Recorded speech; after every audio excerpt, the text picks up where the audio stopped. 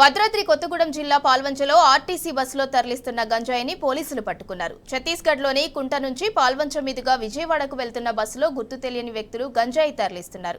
పక్కా సమాచారం మేరకు పాల్వంచ పోలీసులు, ఎక్సైజ్ సిబ్బంది బస్టాండ్లో తనిఖీలు నిర్వహించారు. బస్సు చివరి సీట్లో అనుమానాస్పదంగా ఉన్న బ్యాగ్లో 6 కిలోల గంజాయిని గుర్తించి సీజ్ చేశారు. ప్రయాణికులందరినీ విచారించారు, కానీ గంజాయిని తరలిస్తున్న వారు దొరకలేదు.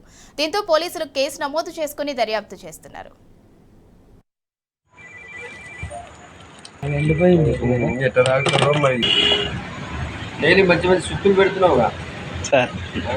తెలంగాణ ప్రభుత్వం ప్రతిష్టాత్మకంగా చేపట్టిన ఈ గంజాయి నిర్మూలన కార్యక్రమంలో భాగంగా ఇవాళ మా డైరెక్టర్ గారి ఆదేశాల మేరకు, అదేవిధంగా మా జిల్లా డిప్యూటీ కమిషనర్, అదే అసిస్టెంట్ కమిషనర్, సూపరింటెండెంట్ గారి ఆదేశాల మేరకు డైలీ వెహికల్ చెకింగ్, బస్సులు చెకింగ్ ప్రతిరోజు చేయడం జరుగుతుంది.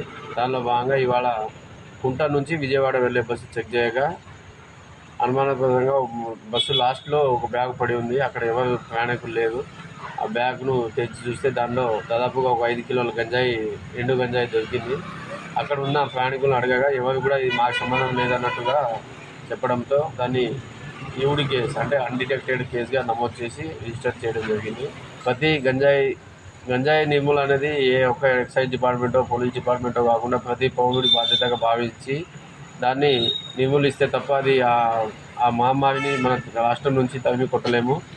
కాబట్టి అందరూ కూడా కలిసికట్టుగా ఐకమత్యంతో దాన్ని గంజాయి నిర్మూలన కార్యక్రమాన్ని విజయవంతం చేయాలని కోరుకుంటూ